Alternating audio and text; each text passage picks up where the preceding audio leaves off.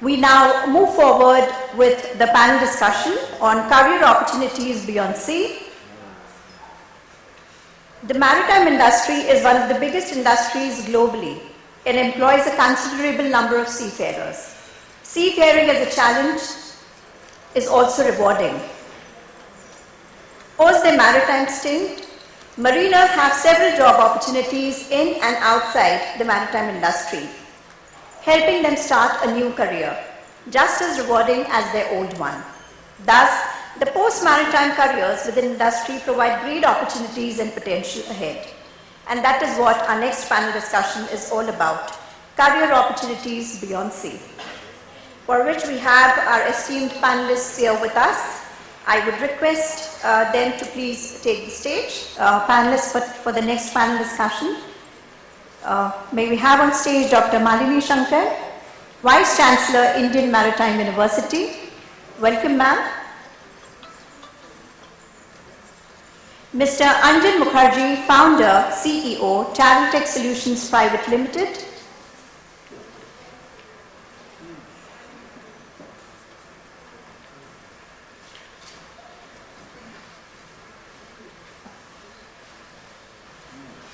Captain Zerzes Daji, Regional Director, Volume Group.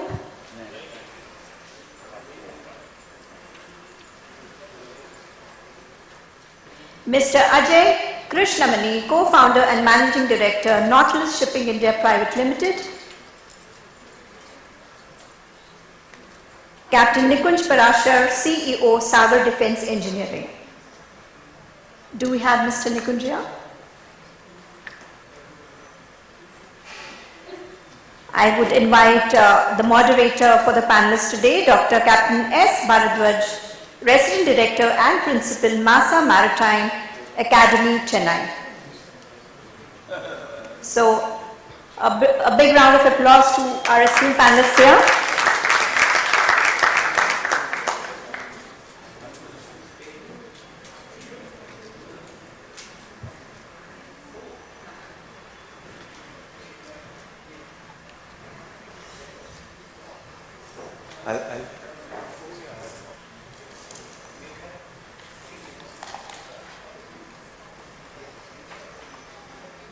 So thank you, Marex. Ladies and gentlemen, welcome to the last session for this summit. And we have a wonderful panel here. We have Dr. Malini Shankar. She is the Vice Chancellor of Indian Maritime University. We know she was the former Director General of Shipping. A very powerful combination of the shipping experience that we have. I think something which is the best that has happened to the Indian shipping sector for a very, very long time. We also have Mr. Anjan Mukherjee. He is the founder, CEO of Tarotech Solutions, and he has had a fantastic journey. He is a marine chief engineer, and he left IIT to join Merchant Marine. He pursued IIM from Bangalore, and he has got an award-winning great startup with a very innovative technology of water purification. Ladies and gentlemen, he has got a very innovative product called Maji reactor, which is a palm-sized device, and it can be installed in bore wells, which actually purifies the water, eliminates of all waterborne diseases. We also have Captain Zerzes Daji, and he is the Regional Director of Volumes Group, 120-year-old company, and he himself has traversed through all the shipping verticals ashore, and of course now he's with the talent management for seafaring. And we have Captain Ajay Krishnamani. He is the co-founder and managing director of Nautilus Shipping, Chennai, and he's a mariner. He's gone through various challenges, and now he's come out very, very strong. Today he is the founder of a ship management company himself. Great inspiration. So with this elite panel, let us begin. But before we begin, I have a question for the organizer, Captain Kamal Chadda. Sir, I need to ask you the first question. How did you get this topic? Now, a shore-based maritime professional, is an oxymoron. You know, two subjects, two words having different meaning. Organized chaos, or deafening silence. Now, a maritime professional.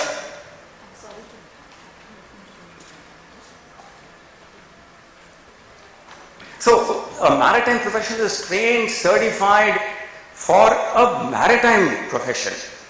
And for him to come ashore, where is the need, where is the question? A lot of questions come in. So, I'll start with Captain Zairus Daji here. So, how relevant do you think is this topic first and foremost? Is transitioning ashore, is it a compulsion, or what triggers it? The industry has invested heavily into training of seafarers and then suddenly leaves. So will you not be losing this manpower which you have trained so much and invested in so much? Hi, can you all hear me? Yes. So like every other career, even the seafarer needs an exit route in case things go wrong. So why do people leave sea? I think the primary reason is at the age between 30 and 40, when you're married, you have the family, there's pressure to settle down, so you need an exit option to start working ashore. There are times when you have studied 3 years, but you realize within the first few days or first few months, you're not really cut out for sea or a seagoing career and you would like the exit route. Unfortunately, some people pick up a disease or illness which is not suitable for them to continue out at sea, and then they would like to settle ashore. So everybody needs this exit route. Yes, we do invest a lot in training and development of people's careers, from cadetships up to chief engineers or masters. But at times they decide to step ashore, and we need to support them because, like Captain Chadda stepped ashore, or me, or I think the gentleman here, we all want to maybe have the exit route. So although we have lost something, let me tell you, in a company like Wallums and also in the many big ship management companies, the seafarers take up the next role ashore, and then they grow in the same company, taking up various roles, maybe going up to management levels, senior levels. So yes, in 20 people, 2 people do help us out like that. So although we did invest a lot in their sailing career, we have similarly gained when they have stepped ashore, and that has helped us out. Okay. Yeah, but this is also a fact which we must be aware that seafaring has its inherent satisfaction challenges. When you look at the younger generation who is coming out, this seafaring profession, while it starts very well as compared to a shore-based starting guy. As a seafarer, the kind of exposure he gets vis-a-vis a person who's starting ashore, he will take years to reach that kind of exposure, but very soon what happens is the task is repetitive, there is social isolation, the lifestyle is hectic, it's unsettled. So it demands that after a few years as master and chief engineer, one tends to leave seafaring. Yes, so that is also a fact. So be that as it may, I'll come to Captain Ajay, Mr. Ajay Krishnamani. You are a great example for a mariner who has come ashore. But there are very few jobs which are necessarily requiring seafaring experience. For example, you can be fitted in maritime administration or education and training or classification or surveys. But you will definitely need some additional academic qualifications. So what are those jobs which need seafaring experience, and what sort of qualification one may need for a better employability in a wider shipping related sector? First of all, thank you, Marex, for including me in the panel with such esteemed guests, and Captain Bharadwaj for pointing that question to me. Firstly, I would like to thank the shipping fraternity. The fraternity that it is, it supports it's kith and kin very, very well. They absorb and they, give them the opportunities. Having said that, there is a continuous need to upskill yourself, whether it be shore-based or whether it is a seafaring career.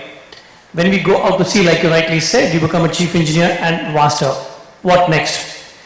So you tend to do the same job over and over. There is monotony which sets in. So people who want challenges do shift to shore job. Not necessarily that they are settling ashore for other reasons, but there are a lot of people who look for challenges which they will be able to deliver or do when they are ashore than when they are at sea.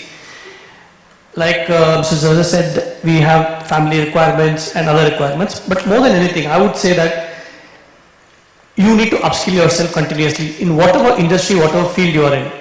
And you said there are limited options for seafarers. I don't think so, sir, because there are so many options for the marine fraternity to come ashore and take up. I know people who are very, very successful, who have been at sea and are running IT companies, they've started startups, and they have been absorbed by Microsoft, and very, very successful people who have had their initial stages at sea and later they upskill themselves to take other careers. Yes, maritime, your training helps in industries such as when you want to become a pilot, when you want to be in a ship management company, when you want to become in maritime law, in your administration, teaching, all those things, it does help. But it is not necessary, you don't limit yourself with only that industry. You have such a vast industry to go with, and we have Mr. Anjan also with us, who is an example that it's not just the marine industry that you're limited to. So there is a lot of scope. You need to upskill yourself. There is no specific course I would say you would need to do, but at all times you have to upskill yourself with various things. I would also like to point out that there are, for example, you'll be surprised at the number of opportunities that we have right now. We have AI coming into in the industry. Everybody is using and talking about ChatGPT. But there is also, for using the ChatGPT, you have something called a prompt engineer. Now, if you want to use ChatGPT for the marine industry, if somebody has to do it, you and I may know the question, but how to put the question in to get the relevant answers, you need a prompt engineer. So though your knowledge at sea might help, but you need to upskill yourself, and there are a lot of opportunities which you can gain from your shipping industry, but we need to upgrade ourselves continuously with the things that are happening ashore for us to keep pace with the technology. Yeah, that's, I think, one thing very good about the seafaring career is that the kind of exposure and the kind of training that we get when people are working on board, that they are able to adapt to many things, and they are raring to go, and the kind of exposure and experience they get, that comes very, very valuable. In fact, my own experience, I started off in the operations, and then we went into providing consultancies for training for environment and quality and safety to non-shipping companies. And I land up in Tata Steel, I land up in Larsen and Toubro, and I land up in nuclear power station, and they say, oh, you are a shippy, what the hell are you going to teach us? But believe me, each of those projects was very, very successful, because in shipping industry, we don't differentiate between safety उसका काम है, environment उसका काम है, मैं navigation देखता हूँ, मैं engineering देखता हूँ. So, but you go ashore, you ask a shore organization, sir, who take care of environment? You know what they say? Administration. Arey, why administration? No, they have a very good relationship with pollution control board. Sir, but you are emitting, discharging, you don't take care. नहीं, वो देखता है. But that was a wonderful experience which I had about 10 years non-shipping. By the time ISM came, it was very, very late. But the grounding that we have as a seafarer, that makes us really, really good. Be that as it may, when we even talk about shore opportunities in shipping related jobs, we have a wonderful STCW as far as the qualification requirement of seafarers on board is concerned. is that one not needed for shore jobs? And Madam, coming to you. We are seeing how the industry is evolving so much. It can also be said that 50% of the jobs have not been invented today, the way the industry is evolving. And there will be definitely need to upskill ourselves, like you said, in those specific areas. So connecting up with the industry, being a solution provider from the education perspective for that particular qualification is necessary. But the problem is the nature of seafaring. It is contractual, it is a very hectic, short stay with family. So how does he get this opportunity to upskill himself, or is there a university system where we can where he can actually qualify himself to be? Thank you, Captain. I think yesterday I mentioned something about transversal skills. This is something which is going to be highly needed. So it's upskilling is one thing, transversal skills. Because so there we've been engaging with the industry for a long time, right from my days as DG shipping, but more intensely as in the university. And we are now designing, framing a program for COC holders. So those who hold a COC, whether they are the deck side with master mariners or the engineering side, MEO class 1. But for a start, we are looking at the deck side. We have looked at the master mariners course, and we have looked at what the 2-year MBA requires. We have mapped the content, and we are fairly comfortable in stating that there are some courses that can be waived for the master mariner who has done reasonably well in the master mariners course. And I think next year we would like to do it in January, but if we don't get it there, maybe in the next academic year, we'll be launching this MBA program for the COC holders. And this will not be, they don't need to come to the classroom on a daily basis. We are looking at a hybrid program where they might have to attend classes for some time for certain modules, but the rest of it, this is where the challenge comes in. Design it in such a way it gives them the flexibility to do it from wherever they are, on board ships, on a vacation, at home, do some of the courses so that if they want, they can finish it in 18 months, and if they have challenges at work, they can take it up to 3 years also. So that is when, once we are comfortable with that, we plan to do it for the engineering side. But just if I can add one more thing, shore jobs can be of two types. One is where you said you use the skills and knowledge that you've acquired in your profession and you progress on it, build on it. But there is another side to it where you say, okay, I will try to do something entirely new.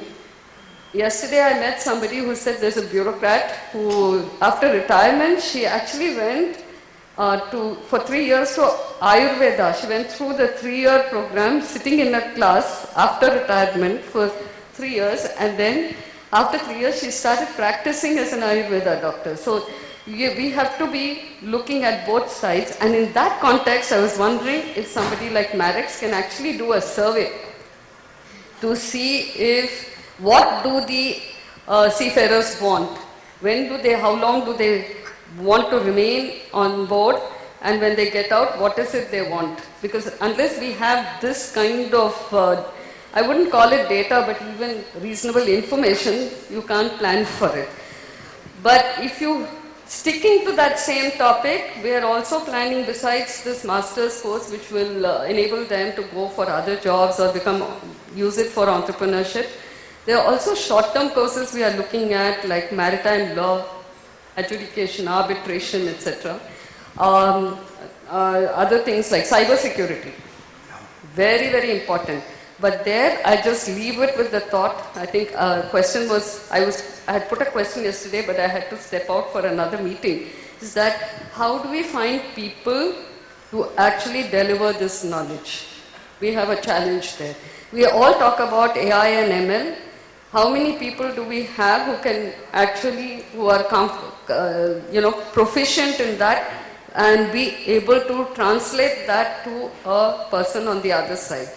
So otherwise we just hear these 4 letters thrown around: AI, ML, cyber security. Law, we'll find somebody, but there are some subjects which we have to identify the resource people. Yeah, no, perfectly all right. I think the same is the issue with any other industry, because if you look at not only maritime, it is industry 4.0. The whole technology input is going into every kind of industry, so every industry is having the challenge. But the point is, and the graduates were coming out from the same colleges.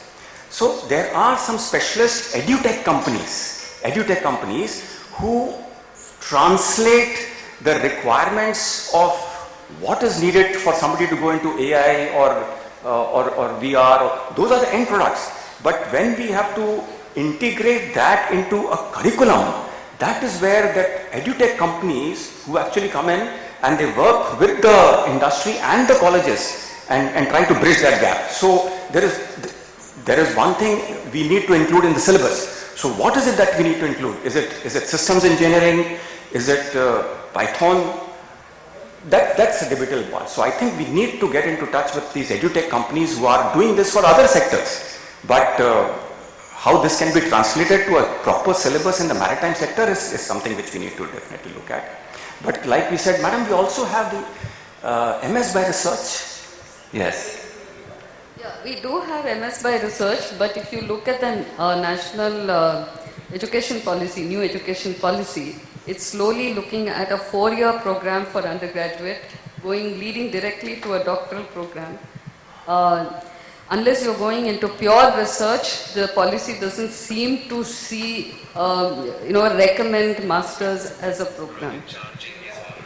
That is the, and so there is a thought that even the BSc Nautical Science should be converted into a 4-year program to be in alignment with the new education policy. Yes. Okay. And how do you do that is to add more leadership, what you do in the Master Mariners course into that. That's the, but yes, the universities do offer MS by research for people who want to take up projects which are relevant to the industry, but do not want to get into a doctoral program and trouble themselves for 4 to 5 years. But we do have that, and every year we do have graduates coming out of that. Coming to you, Mr. Anjan Mukherjee. You have a very inspiring story. Could you tell us about how you got this technology and are there any employability occupations different from the maritime sector? Firstly, I don't know. I was just plain lucky that I got this technology. Maybe even Newton said the same thing when the apple fell on his head, because if it hadn't fallen on his head, probably someone else would have got that, invented gravity. But in my case, it was, I started off with something which all of you are familiar with, which is ballast water. And I'm talking of the late 90s, where people were not even aware that, such a thing is going to happen and it's going to be so big. So very interestingly, in early 2000, I started reading on that, what's happening exactly. And I realized that there is no technology which actually can solve the ballast water problem. In early 2000, I got engaged by an Israeli company who had their own platform to solve the ballast water problem, which was actually filtration, UV, and electrochlorination. Now, being a chief engineer on board, I realized that what they are talking of is a whole lot of nonsense. So, and they also told me that, you go over all over India in all the national labs and figure out what can be done, whether it's feasible at all or not. So I happily visited all the national labs, and I soon came to the conclusion that it is just not possible the way they were thinking of it. And then for maybe 2-3 years, it just ran in my, and that assignment also ended. For 2-3 years, it was just running in my head, and I said, no, this is something very exciting. And by which time all the big guns were already, working on it. And I said, okay, these manicured lawns and big buildings, they really don't do any research. It's done by maybe one person. And if you can somehow, beat that one person, you can actually, come up with something. So this thought actually came into my head early in the morning at 4 o'clock. One day I got up with a start, and which time I was actually doing management consulting. I said, no, this is all nonsense, and let me get into engineering again. And I started reading on it, and I got so interested that I took an appointment with the deputy director of National Chemicals Lab, and I went and tried to meet him, and he was kind enough to give me an appointment because, not even a degree, no background, no nothing. So he said, yeah, you come, we'll meet. So while, driving down myself from Mumbai to Pune, I actually blanked out. I said, my God, here is one guy who actually, that lab employs 1,600 PhDs, and he is one of the top scientists of India. So anyway, I was sitting in his anteroom and waiting to see what I can actually talk to him, because he will catch me out in precisely 10 seconds that he knows nothing. So I said, okay, let me try to read some magazine. And when I opened some magazines, they were all integration differential science, which I couldn't figure out anything about. So then I picked up the magazine which was the most non-intimidating, which was Nature. And I just opened a page there, and there it was one article that the article was about snapping shrimp. Now snapping shrimp, what it does, it closes its claws to shoot a jet of water, and what happens is it creates a cavitation void, and once that cavitation void collapses, it actually kills the microorganisms around it. So I thought, my God, this is something, great. And by which time anyway I had forgotten what I was going to discuss with him. I said, let me go and discuss this with him. Now when I went in and I told him, sir, I read somewhere and I've done some work on it. Can I actually replicate snapping shrimp? He was so shocked. He said, how do you know all this? I said, sir, I just know. So anyway, and he was so impressed. He immediately called his, the top brass of his NCL lab, 2 Bhatnagar Award winners, and they all came to listen to me.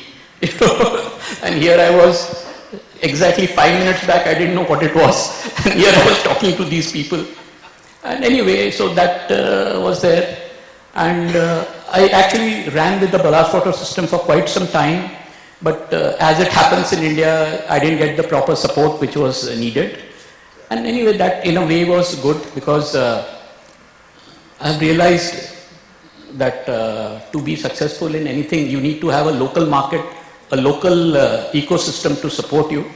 So I have gone into various things before I hit on what I'm going to tell you now.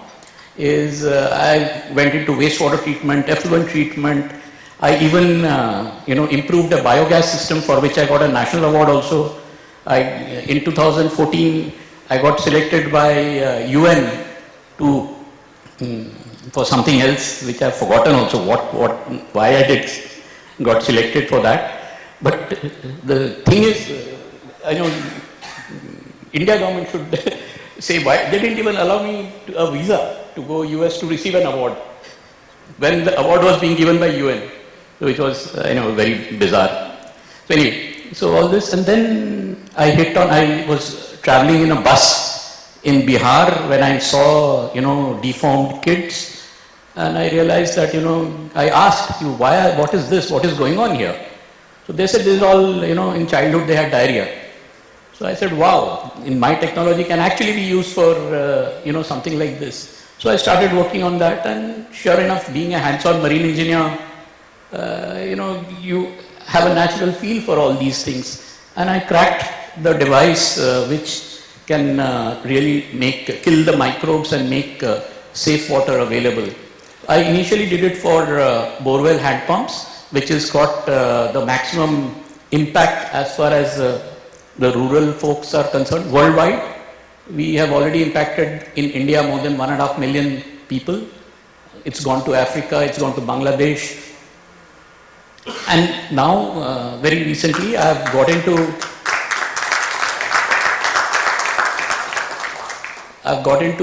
fitting my device for tap water. So that will be for the point of use tap water, again for rural areas. But If someone is so inclined, even in urban areas, it can be used.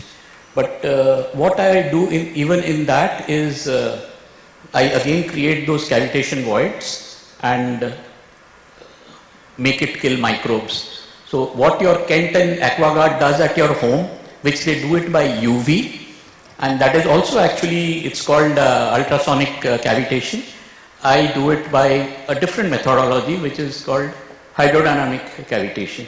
But the interesting part about the device which I have created is it does not require absolutely any consumables, no chemicals, no electricity, no membranes, filters or anything. It's a pure physics principle which I have adopted and made this device. And I'm actually quite humbled and proud that this device is exhibited at Deutsche Museum in Germany, which is the world's biggest museum for masterpieces of science and technology. So this is very bizarrely enough one of them. So if you ask me how I landed up on the technology, you heard it. Total fluke. No, sir. Serendipity. Absolutely. If I hadn't done it, someone else would have done it. Probably with Newton also. No, but and Nature happens to be one of the most reputed journals, sir. Most reputed journals. Just goes to show you have to keep reading. Yeah. All right, thanks so much. We'll come to Captain Zairus Daji. So, having heard this panel so far, what we get to see is that while seafaring is a wonderful opportunity to start a career, they need to transit ashore. Madam was talking about a wonderful seafarer empowerment module where we design academic programs to suit the seafarer so that it's a kind of a win-win situation. So should it not be a defined strategy by the industry that we don't sell a seafaring career? No. It is a maritime career. You start off seafaring, but later on you will be absorbed into a wider network of shipping or even beyond that. So a maritime career, if we sell to the youngsters, maybe that will be much more appealing and get more youngsters to the industry. Yes, I would agree with you that we can sell it as a career, and we can sell it through the maritime training universities at the cadetship stage. When they are trainees, we need to point out the various seagoing options, and as you said, there are some options where you don't even need a background and you can step into a new career. But that is, of course, a bit of luck involved and a lot of hard work, I bet, which he's been, he's played it down. But yes, we should sell it as a career as a whole. So when a young lady or guy is going out to sea, he or she knows what are the possibilities going ashore. It could be into future maritime law, into P&I clubs. Big industries like Adani's and Reliance's and Tata need people from a seafaring background to take care of their ports, captive jetties, move their cargoes, etc. So it's not that you'll only work for a shipping company. You could work for a corporate house in the future. You have careers into training, law, etc. Of course, as I said, we need to upskill. When you know you want to transit ashore, you can start doing your MBA or look into short courses, do your maritime law. There are various, I think Lloyd's conducts various courses. I think IMU, as ma'am said, is going to start courses for upskilling. So people need to keep that in mind, and we as seagoing and shore-based personnel can encourage the seafarers when we meet them in our offices, when they come for visits. We can point out things, mentor them, guide them accordingly. Yeah, I mean the way the industry is evolving and the way the pressure is coming, I think the kind of courses could be, people specializing in socio-technical factors like ergonomics. Have we heard of somebody looking at ergonomics and designing of a bridge or designing of a pump room or designing of an engine room? We are talking about IT applications, of course. We are talking about management and commercial. The point is, an academic institution does not stay as a standalone. It must interact with the industry. And if I can relate one more experience of my personal, with the Gujarat Maritime Board when they established Gujarat Maritime University for the first time, and the contract was given to Ernst & Young, and they had no shipping domain experience. So because of my university experience, I was called in, and first of all, I told them, don't get into shipping on-board courses. No, there are 120 institutes there. Don't get in there. In Gujarat, you have got a fantastic logistics sector. So focus there. And number two is you need to work very closely with the industry. So get a Gujarat maritime cluster to work along with this. So it's a maritime cluster.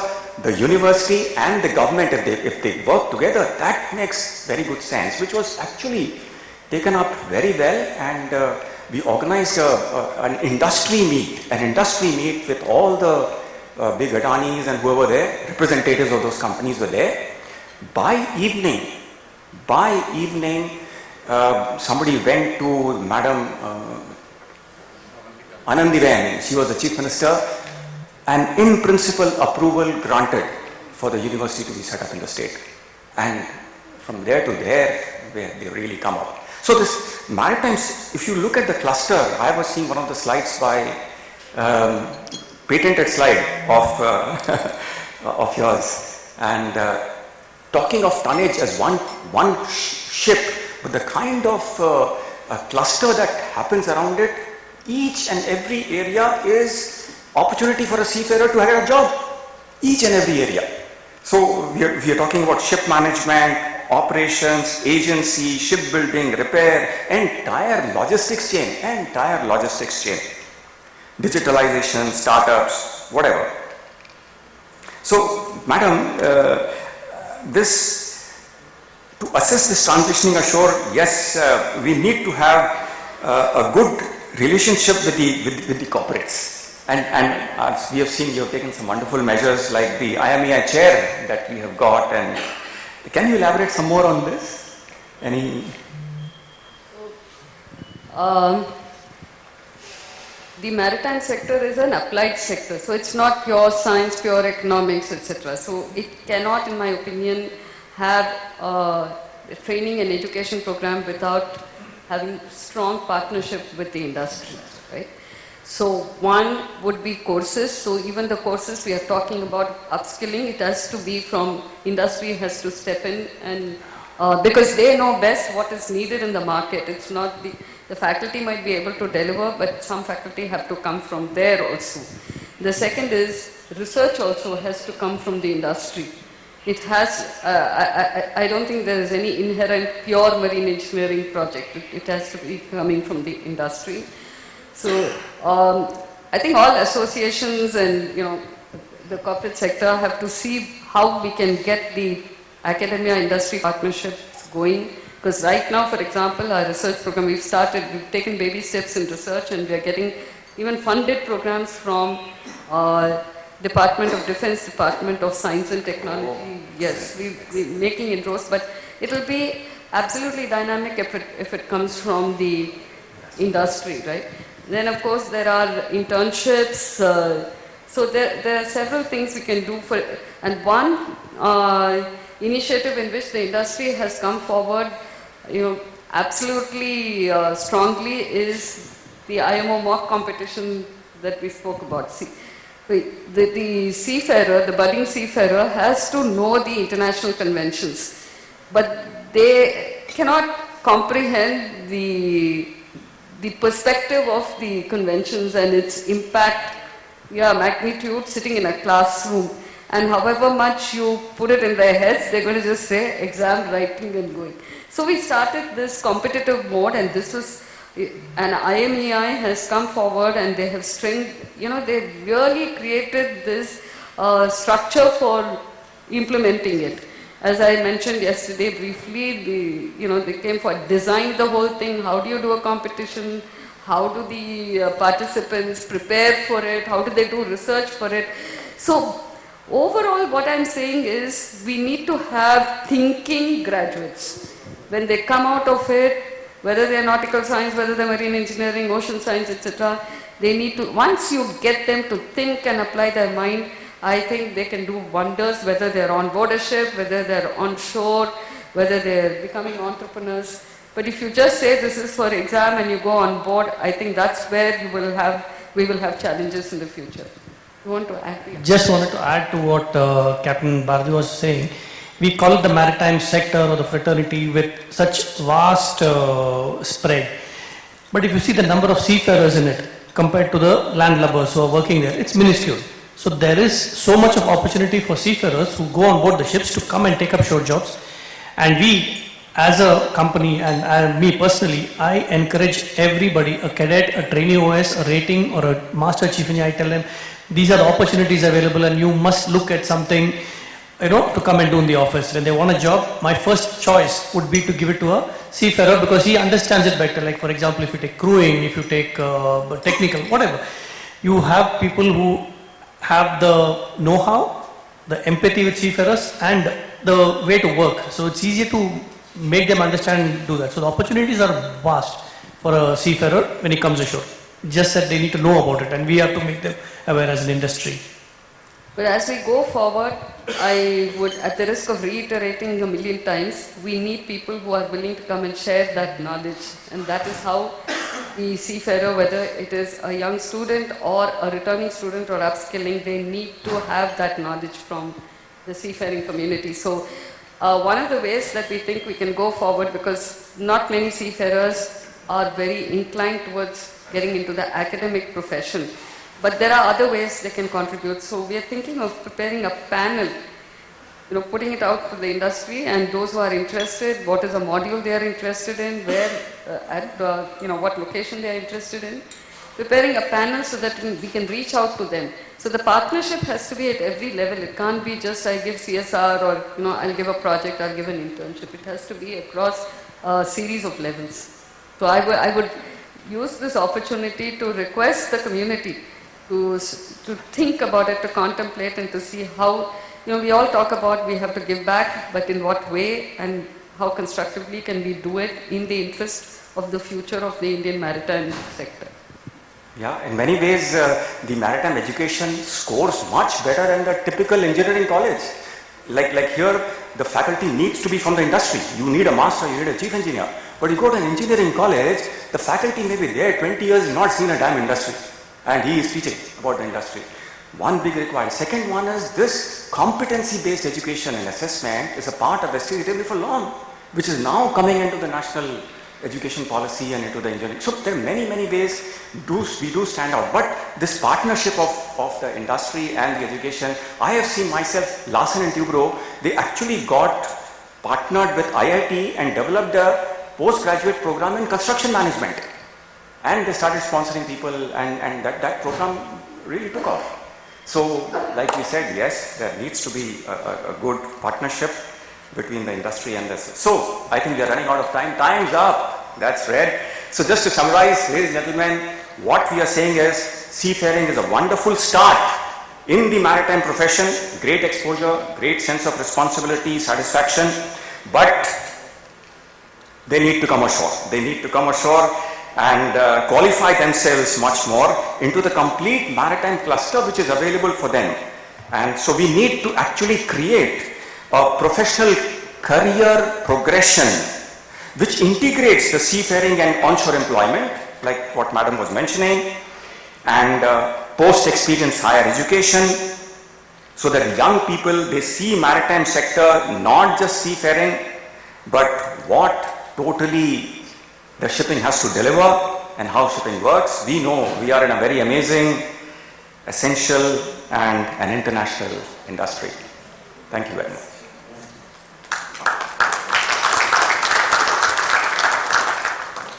There is a question here. Accounts, finance, reporting of maritime and allied enterprises is a specialized function. Are specific courses being designed, offered for grooming new staff for basically financing? Well, shipping finance is a very specific subject which I have seen in the Institute of Chartered Shipbrokers. If somebody wants to go into the commercial, Institute of Chartered Shipbrokers does have shipping finance and it is shipping finance is very unique to any other regular accounting systems. So there is definitely which is available, which should be needed, and why not? I think these are the kind of courses where the industry comes and partners and says they can be short-term courses, you know, for professionals. Absolutely. I think that's where the industry has to tell Yes. what is required. Please, Captain Gogia, yes. Chairman of ICS Mumbai branch.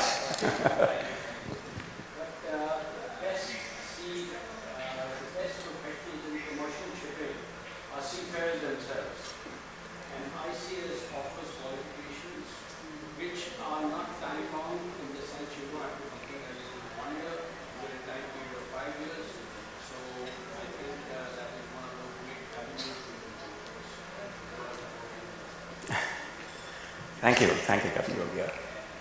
So we are done, Captain Kamal Chadha. Thank you very much for this opportunity.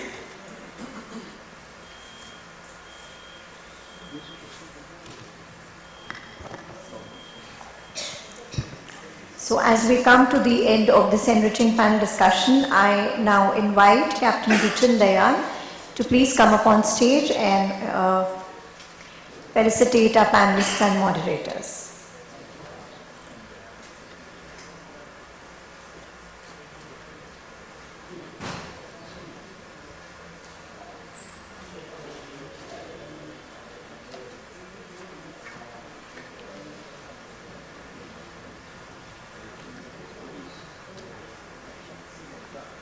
So our first panelist, Dr. Malini Shankar, Vice Chancellor, Indian Maritime University. Thank you, ma'am.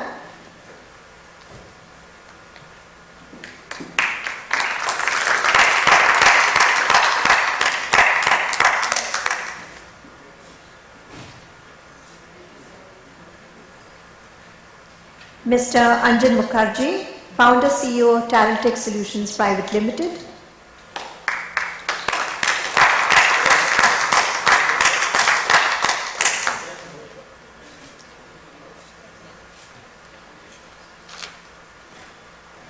Captain Zerzes Daji, Regional Director, Wallen Group.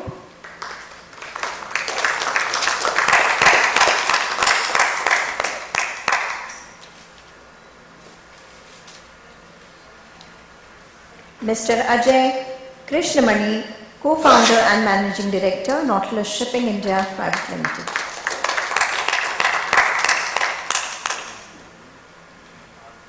And moderator for the panel, Dr. Captain S. Bharadwaj, Resident Director and Principal, Massa Maritime Academy, Chennai.